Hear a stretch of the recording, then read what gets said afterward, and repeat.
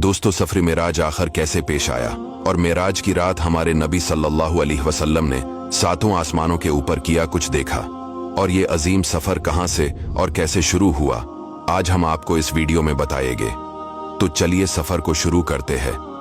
अल्लाह ताला कुरान पाक में इस वाकया का तज़किरा कुछ इस तरह फरमाते हैं, पाक है वो जात जो रातों रात ले गया अपने बंदे को मस्जिद हराम से लेकर मस्जिद अक्सा तक।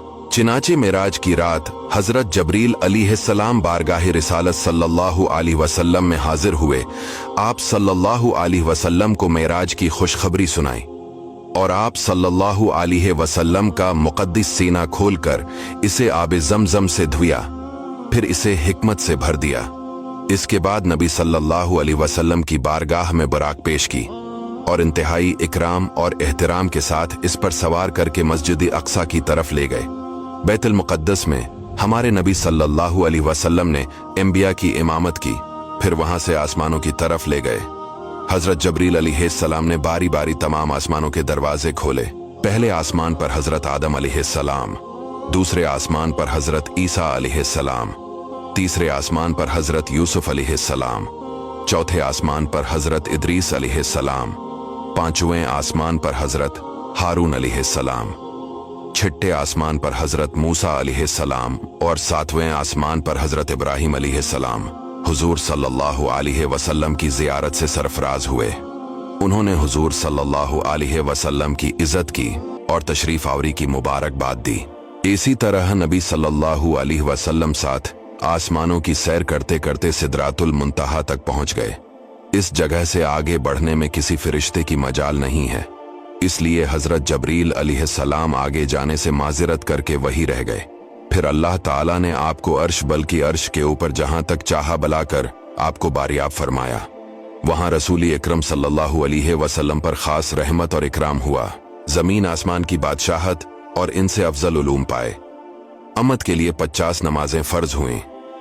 नबी सल्लल्लाहु अलैहि वसल्लम ने बाज गुनाहगारों की शिफात फरमाई और फिर दुनिया में अपनी जगह वापस तशरीफ ले आए।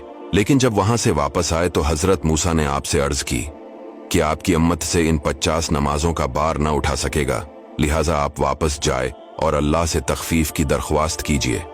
चिनाचे आप हजरत मूसा के मशूरे से चंद बार आप बारगाह इलाही में आते जाते और अर्ज परदाज हुए, यहां तक कि 5 वक्त की नमाजें रह गईं और अल्लाह ताला ने अपने हबीब से फरमाया कि मेरा कौल बदल नहीं सकता। ए महबूब, आपकी उम्मत के लिए ये 5 भी 50 होगी। नमाजें तो 5 होगी, मगर मैं आपकी उम्मत को इन 5 नमाजों पर 50 नमाजों का सवाब अता करूंगा। फिर आप सल्लल्लाहु अलैहि वसल्लम आलमी मलकूत की अच्छी तरह सैर फरमाकर मक्का की तरफ वापस रवाना हुए। रास्ते में आपने बैतुल मुक़द्दस से मक्का तक की मंजिलों और कुरैश के काफिलों को भी देखा। इन तमाम मराहिल को तय करने के बाद मस्जिद हराम में पहुंचकर चौकी अभी रात का काफी हिस्सा बाकी था, सो गए और सुबह को बीदार हुए। और जब रात के वाक़ियात का आपने कुरैश के सामने तज़किरा फरमाया तो कुरैश को सख्त ताजब हुआ, यहां तक कि बाज ने आपको झूठा कहा और बाज लोगों ने तो सवालात करना शुरू कर दिए। चूंकि अक्सर कुरैश ने बार बार बैतुल मुक़द्दस को देखा था और वो ये भी जानते थे कि हुजूर सल्लल्लाहु अलैहि वसल्लम कभी भी बैतुल मुक़द्दस नहीं गए, इसलिए इम्तिहान के तौर पर इन लोगों ने आपसे बैतुल मुक़द्दस के दरो दीवार और मेहराबों के बारे में सवालों की बौछार शुरू कर दी। इस वक्त अल्लाह ताला ने आपकी निगाह नबूत के सामने बैतुल मुक़द्दस की पूरी इमारत का नक्शा पेश फरमा दिया। चिनाचे कफ़ार कुरैश आपसे सवाल करते जाते थे और आप इमारत को देख देख कर इनके सवालों का जवाब ठीक ठाक जवाब देते जाते थे। तो दोस्तों, ये था हमारा आज का वाकया। आपसे गुजारिश है वीडियो को शेयर कीजिए।